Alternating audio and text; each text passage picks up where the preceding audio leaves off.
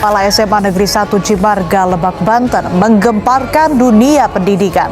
Seorang siswa tertangkap merokok di lingkungan sekolah. Kepala Sekolah SMA Negeri 1 Cimarga, Lebak, Banten dinonaktifkan usai memergoki dan menegur seorang siswa yang merokok di kantin sekolah. Kejadian tersebut juga berujung protes ratusan siswa yang Assalamualaikum warahmatullahi wabarakatuh. Saya Vanessa Angelina Fredela dari kelas 9D. Pada kesempatan kali ini, saya akan membahas kasus yang terjadi di SMA Negeri 1 Cimarga, Lebak, Banten, di mana seorang siswa ketahuan merokok oleh kepala sekolah di area sekolah. Kejadian ini viral sebulan yang lalu.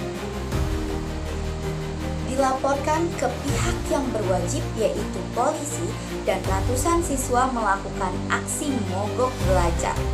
Di era keterbukaan informasi seperti sekarang, insiden semacam ini cepat sekali menyebar. Tapi seringkali penilaian publik tidak melihat keseluruhan konteks. Berdasarkan fakta dan permasalahan yang ada, pertama, peristiwa ini terjadi saat kegiatan Jumat bersih yang diadakan oleh sekolah.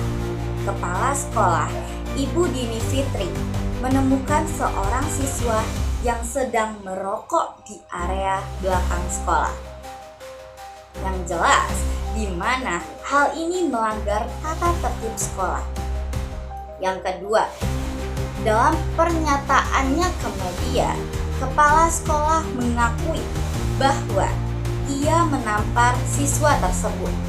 Meski ia mengatakan ia hanya menampar tidak keras dan terjadi akibat emosi yang meluap secara spontan. Yang ketiga, keluarga siswa kemudian membuat laporan ke pihak berwajib yaitu polisi. Sementara proses itu berlangsung, pemerintah Provinsi Banten menonaktifkan sementara kepala sekolah untuk pemeriksaan.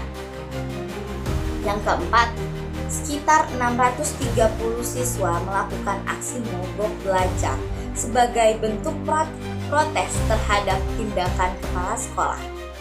Yang kelima, dari penjelasan Sekda Banten dan KPAI, tindakan fisik terhadap siswa itu dilarang.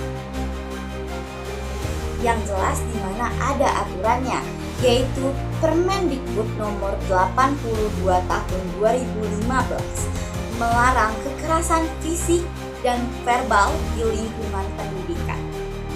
Jadi, secara fakta, siswa melanggar aturan sekolah, kepala sekolah menampar siswa, dan itu tetap dianggap pelanggaran hukum serta etika profesi. Selanjutnya, izinkan saya untuk menyampaikan pendapat pribadi saya terkait permasalahan atau isu yang sedang dibahas ini. Yaitu, saya tidak membela siswa yang merokok tersebut. Itu tindakan yang jelas salah, melanggar aturan, dan menunjukkan kurangnya kedisiplinan dari siswa tersebut. Sekolah tidak bisa dibiarkan longgar dalam hal ini. Tapi, saya juga bisa memahami beban kepala sekolah. Menjaga kedisiplinan ratusan siswa bukan hal yang mudah.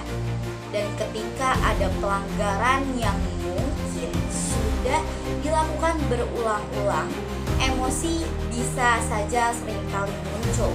Itu manusiawi. Namun, pemahaman bukan pembenaran.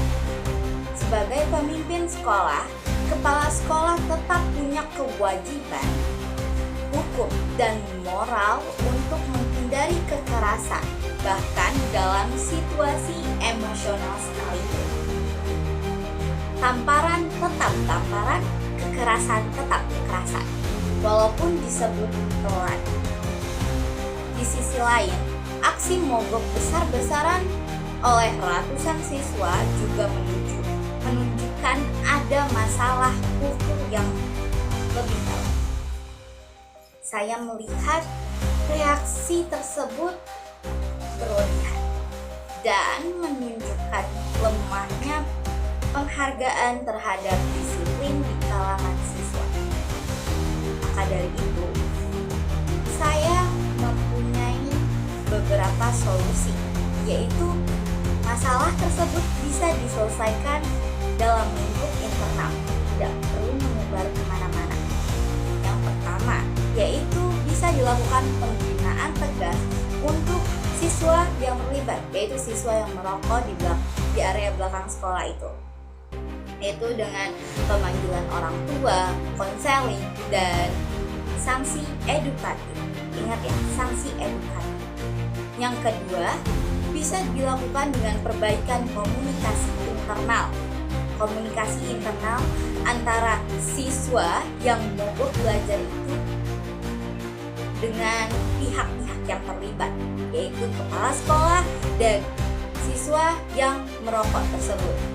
Yang ketiga, ini bisa menjadi cara untuk mencegah hal tersebut terjadi lagi, yaitu sosialisasi bahaya merokok kepada seluruh warga sekolah.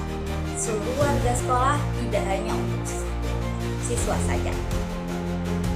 Oke, kesimpulan yang bisa diambil dari penyampaian pendapat saya pada kesempatan kali ini yaitu siswa salah karena merokok, kepala sekolah salah karena menampak.